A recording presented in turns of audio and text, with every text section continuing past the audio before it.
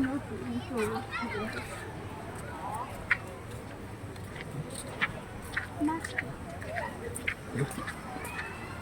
น่าจะน่าเสียวมากเลยนะเนี่ยพ่อโอกาสที่จะ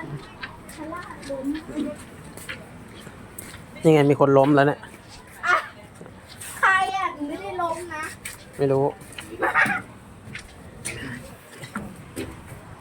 ขึ้นหอคอยระวังลื่นนะพ่อหนูเกือบลื่นแล้วหนูเกือบลื่นตรงแถวๆนี้แหละดีไม่ที่หนูจับไปส่องมันไม่ทัน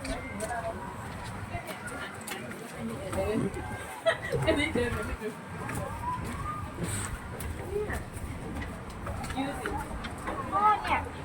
หนูขึ้นไปอีกชั้นหนึ่ง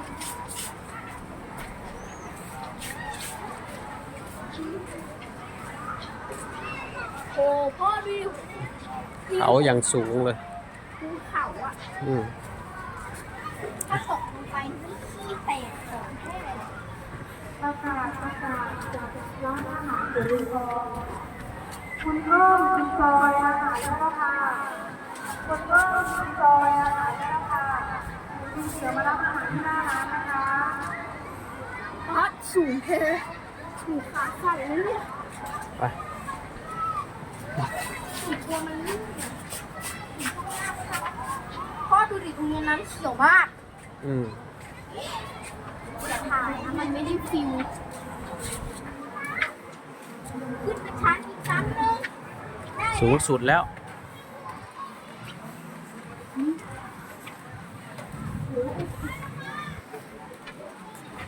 คุณพระช่วยกล้วยสักก้อน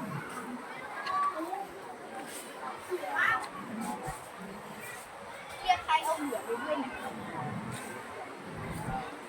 อุ้ย ดูต้นกล้วยเห็นไหมต้นกล้วย อ๋อนั่นโหน่ากลัวมากเลยขาสั่นเลยเนี่ยขาสั่นเลยเนี่ย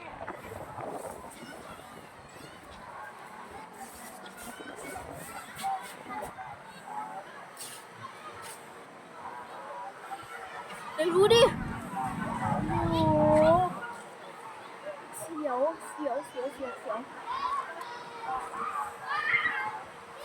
โอ้อุ๊ย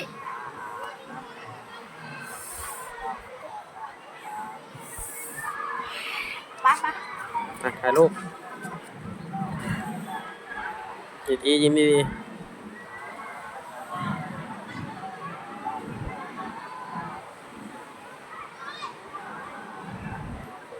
ฝั่งนี้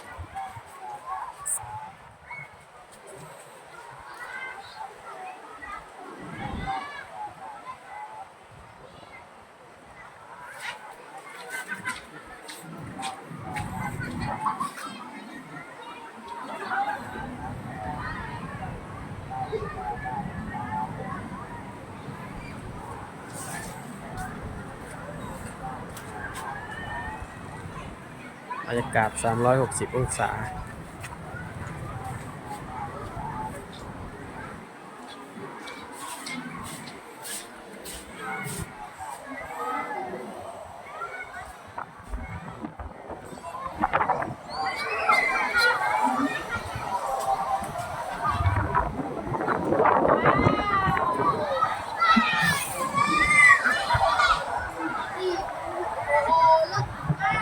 รถจริงๆ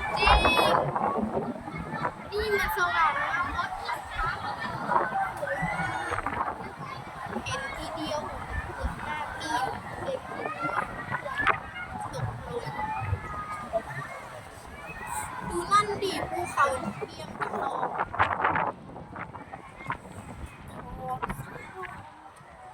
สูงท่ามกลางหุบเขาอยู่ท่ามกลางหุบเขาเลยหนามีต้นไม้ใหญ่ๆ